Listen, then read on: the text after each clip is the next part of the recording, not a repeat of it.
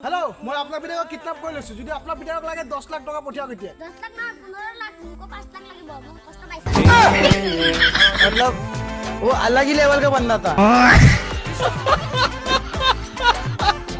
মাথাৰি ভাঙি অহা পানী আৰু মেখেলা দাঙি অহা নাৰী মাক গছক গুজবে এহেত গিটা কোনো ধৰি ৰখাব নোৱাৰে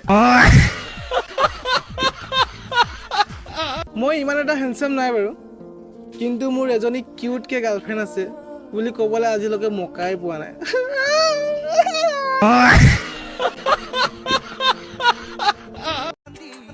ভাই ক তই কেতিয়ালৈ বিয়া পাতিবি কিয় হে নহয় মানে মোক নাচিব মন গৈ আছিলে তই কেতিয়ালৈ মৰিবি কিয় নাই মানে মোৰ কান্দিব মন গৈ আছে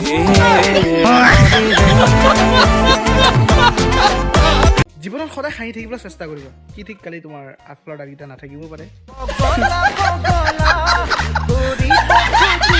তোমাৰ লাইফৰ পৰা যদি কোনোবা যাব বিচাৰিছে তেন্তে যাব দিবা পাৰিলে 2 লাখ পিছফালৰ পৰা লগাইহে দিবা যাতে সোনকালে গৈ পাবা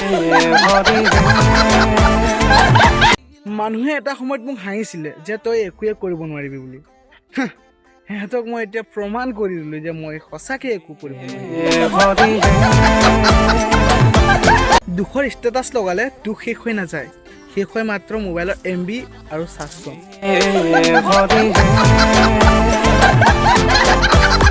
ছোৱালী ফালৰ পৰা একো নালাগে বাৰু ছোৱালীজনী সুখত থাকিবৰ কাৰণে 10 বিঘা মাটি 2 কোটি টকা পইচা আৰু লগতে এখন ডিফেণ্ডাৰ পালে আৰু মেনেজ কৰিব পৰা যায় গাইজ মই মাক কৈছিলোঁ যে ঘৰত যিমান বেকাৰ বস্তু আছে চব ৰাস্তাত থৈ যা গাইজ এতিয়া মই ৰাস্তাত আছোঁ যদিহে আপোনালোকে ইনষ্টাগ্ৰাম চলাই তেন্তে সাৱধান হৈ যাওক নহ'লে বহুত ডাঙৰ বিপদত পৰিব বেছিকৈ ইনষ্টাগ্ৰাম চলালে আপোনাৰ হয়তো MB খতম হৈ যাব পাৰে কোনে কৈছে ছোৱালীৰ পাৱাৰ নাই বুলি মোৰ বাঘৰ লিখা লগৰটো তাই কুকুৰ বনাই থৈ দিলে জীৱনত এনেকুৱা কপি ফটো মাৰিবলৈ মোৰ বহুত মন আছে কিন্তু কি কৰিবা মোৰ ওচৰত পিন্ধিবলৈ এই ৰঙা পেণ্টটোৱে নাই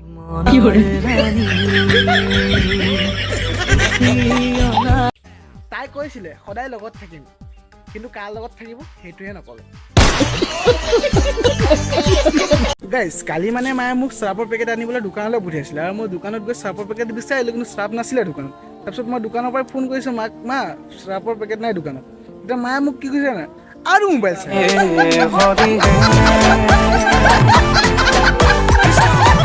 আজি তোমাক মৰম দিম আৰু কাইলৈ তুমি মোক কি দিবা এইডাল সেইকাৰণে তোমাৰ মৰমো নালাগে আৰু মোক এইডালো নালাগে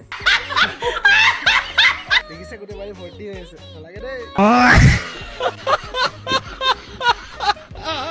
তই টেনশ্যন নলবি ভাই যদি তোৰ ভাগ্যত তাই আছে তেন্তে সি কোলাত কেঁচুৱা লৈ হ'লে তোলৈ আহিব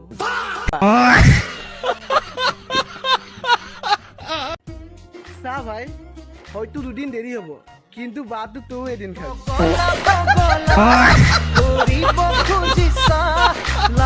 এটা দুখৰ খবৰ জনাব পাই নিজকে বেয়া লাগিছে নিজৰ মাকে 2টা পুত্ৰক একেলগে চাকুৰে কাটি মধিৰাম খোৱালে যোনে ৰাতি শুতে ভূতৰ সপোন চায় সিহঁতক কৈছো ভালকে শুনা সেইটো ভূত নহয় সেইটো তোমালোকৰ সপোন হয়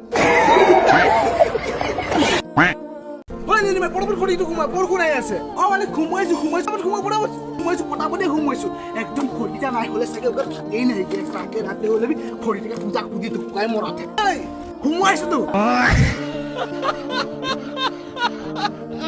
গাইজ মানুহ প্ৰেমত পৰে আৰু মই প্ৰব্লেমত গাইজ কোনে কৈছে ছোৱালীৰ পাৱাৰ নাই বুলি মোৰ বাঘৰ লিখা লগৰটো তাই কুকুৰ বনাই থৈ দিলে গাইজ মই মাক কৈছিলোঁ যে ঘৰত যিমান বেকাৰ বস্তু আছে চব ৰাস্তাত থৈ যা গাইজ এতিয়া মই ৰাস্তাত আছোঁ সি আপোনালোকৰ ঘৰত বহি মোবাইলৰ পৰা পইচা ইনকাম কৰিব বিচাৰিছে তেন্তে আপোনালোকে এই কামটো কৰিব পাৰে আপোনাৰ নিজৰ মোবাইলটোকে বেছি দিয়ক যেহেতু ৰাখী বন্ধন আহি পালে আৰু তোমালোকে যদি নিজৰ ভণ্টিক গিফ্ট দিম বুলি ভাবিছা তেন্তে তোমালোকে এইবোৰ গিফ্ট দিব পাৰা এইটো দিব পাৰা এইটো দিব পাৰা নহ'লে এইটো দিব পাৰা এইবোৰ গিফ্ট দিয়া তোমালোকৰ ভণ্টিক বহুত ভাল পাব তোমালোকে নিজৰ ভণ্টিক তোমালোকে শ্বেয়াৰ কৰি দিয়া মনত প্ৰেম প্ৰেম ভাৱ, কিন্তু কি কৰিবি প্ৰেমিকাৰে অভাৱ।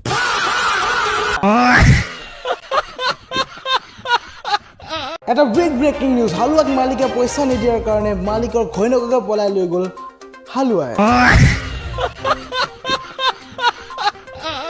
চা ভাই, মোক ভাবিয়ে কথাটো ভাল লাগে। এদিন তয়ো বিয়া পাতিবি, ভাবি বিয়াত মই ছোৱালী পতাম। জলদি বিয়াখন পাত।